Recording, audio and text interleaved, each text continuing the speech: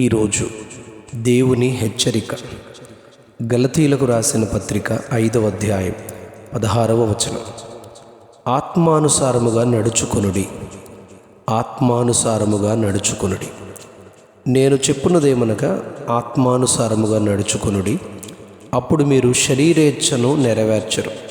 శరీరము ఆత్మకును, ఆత్మ శరీరమునకును విరోధముగా అపేక్షించును. ఇవి ఒకదానికొకటి వ్యతిరేకముగా ఉన్నవి గనుక మీరేవి చేయనిశ్చయింతురో వాటిని చేయకుందురు. దేవుని ఉన్నత సృష్టిలోని మానవ జీవితం ఎంతో ప్రత్యేకమైనది. ఆత్మ ప్రాణ శరీరముల కలయిక ఇది. దేవుని ప్రత్యేకమైన నిర్మాణం. మానవ నిర్మాణాన్ని గూర్చి పరిశుద్ధ గ్రంథంలో దేవుడు నేల నుండి మన్ను తీసి బొమ్మగా చేసి వారి నాసికారంధ్రముల్లో జీవవాయువును ఓదగా నరుడు జీవాత్మాయను అని 2వ అధ్యాయం ఆదికాండము 7వ వచనంలో చెప్పబడింది. శరీరము ఈ భూ సంబంధమైనది, ఆత్మ దైవ సంబంధమైనది. శరీరము ఈ లోక సంబంధమైన ఆశలను కలిగి ఉంటుంది, కానీ దాని ముగింపు ఎంతో భయంకరం, ప్రమాదము. యోహాను రాసిన మొదటి పత్రిక 2వ అధ్యాయం 17వ వచనంలో లోకములో ఉన్నదంతయు అనగా శరీరాశయు, నేత్రాశయు, జీవపు డంబమును తండ్రి వలన పుట్టినవి కావు, అవి లోక సంబంధమైనవే. లోకమును దాని ఆశయు గతించిపోవునవి, కానీ దేవుని చిత్తమును జరిగించువాడు నిరంతరమును నిలుచును అని చెప్పబడింది. కనుకనే దేవుడు మనల్ని శరీరానుసారముగా కాక ఆత్మానుసారముగా నడుచుకొనుడి అని హెచ్చరిస్తున్నారు. పేతురు రాసిన మొదటి పత్రిక 1వ అధ్యాయం 14వ వచనంలో నేను పరిశుద్ధుడనై ఉన్నాను గనుక మీరును పరిశుద్ధులై ఉండండి అని ఆయన చెబుతూ ఉన్నారు. ఆత్మకు విరోధముగా పోరాడే శరీరాశలను విసర్జించాలని 2వ అధ్యాయం 11వ వచనంలో పేతురు పత్రికలో ప్రభు చెబుతూ ఉన్నారు. రోమా పత్రిక 8వ అధ్యాయం 5వ వచనంలో శరీరానుసారులు శరీర విషయముల మీద మనస్సునుంతురు, ఆత్మానుసారులు ఆత్మ విషయముల మీద మనస్సునుంతురు. శరీరానుసారమైన మనస్సు మరణము, ఆత్మానుసారమైన మనస్సు జీవమును సమాధానమునై ఉన్నది అని ప్రభు చెబుతూ, శరీరానుసారమైన మనస్సు దేవునికి విరోధము, అది దేవునికి లోబడదు అని చెబుతారు. మన నోటితో బుడగలో గాలి నింపితే ఆ బుడగను ఆకాశంలోకి చేతితో గట్టిగా కొట్టినా మరికొన్ని క్షణాలకే అది నేలపైకి వచ్చి పడుతుంది, క్రిందికే వచ్చేస్తుంది. అదే బుడగలో ఆక్సిజన్ కనుక మనం నింపితే ఆ బుడగను ఎంత నేలపై ఉంచ ప్రయత్నించినా అది పైకి వెళుతుంది, కానీ దాన్ని నేలపై ఆపలేము, బంధించలేము. అలానే శరీరానుసారముగా నడుచుకునేవారు దేవునిని సంతోషపరచలేరు, కానీ ఆత్మానుసారముగా నడుచుకుంటే మనము దేవునిని మహిమపరుస్తాం, సంతోషపరుస్తాం, ఆ ఫలాన్ని దేవుని నుండి పొందుకుంటాం. పరిశుద్ధ గ్రంథంలో మనం ఇలా శరీరానుసారులుగా నడుచుకొని శరీర క్రియలను జరిగించి తమ జీవితాలను నాశనము చేసుకున్న వారిని ఎంతోమందిని మనం చూస్తాం. అలాగే ఆత్మానుసారులుగా నడుచుకొని ఎంతో ఉన్నతముగా జీవితాలను కట్టుకున్న వారిని కూడా మనం గమనించగలం.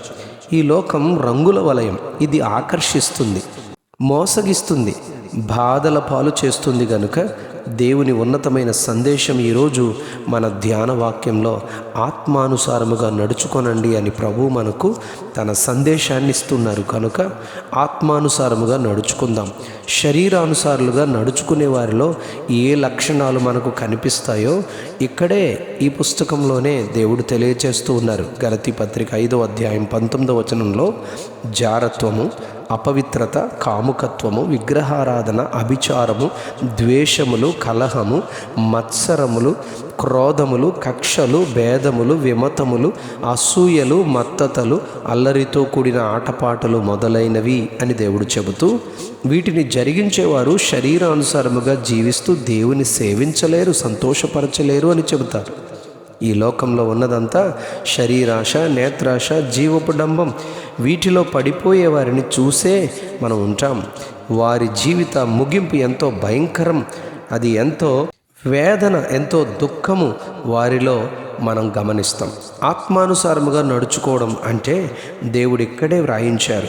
గలతీ పత్రిక 5వ అధ్యాయం 22వ వచనంలో, అయితే ఆత్మఫలమేమనగా ప్రేమ, సంతోషము, సమాధానము, దీర్ఘశాంతము, దయాళుత్వము, మంచితనము, విశ్వాసము, సాత్వికము, ఆశానిగ్రహము. మనము ఆత్మను అనుసరించి జీవించువారము.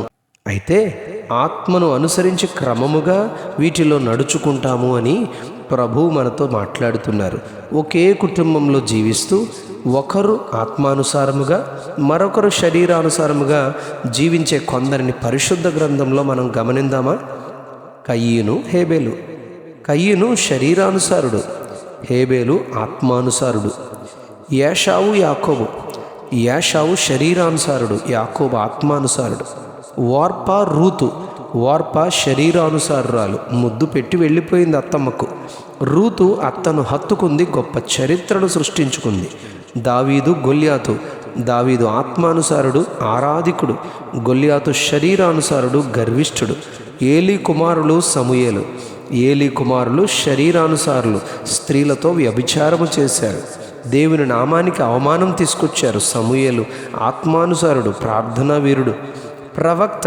అతడు ఏమి చెప్పెనో అది నెరవేరును, జరిగింది అని చెప్పబడింది. సిలువలో వేలాడిన నేరస్తులలో ఇద్దరు, ఒకరు శరీరానుసారులు, మరొకడు ఆత్మానుసారులు. శరీరానుసారుడు తన ప్రాణాన్ని, ఆత్మను నశింపచేసుకున్నాడు. ఆత్మానుసారుడైన ఆ నేరస్తులలో ఒకడు ప్రభువుని క్షమాపణ వేడుకొని నిత్యత్వంలో ప్రవేశించాడు. ఆత్మానుసారులుగా నడుచుకునేవారు జీవితాన్ని గొప్ప చరిత్రగా మలుచుకుంటారు. కానీ శరీరానుసారులుగా నడుచుకునేవారు చరిత్ర విహీనులుగా మిగిలిపోతారు. అది ఎంతో భయంకరం. ఆత్మానుసారులుగా గొప్ప చరిత్రను కలిగి ఉండే కృప ఆయన మనకు దయచేయునుగాక. Amen, amen, amen. ఆత్మానుసారముగా నడుచుకొనుడి, ఆత్మానుసారముగా నడుచుకొనుడి. ఆమెన్.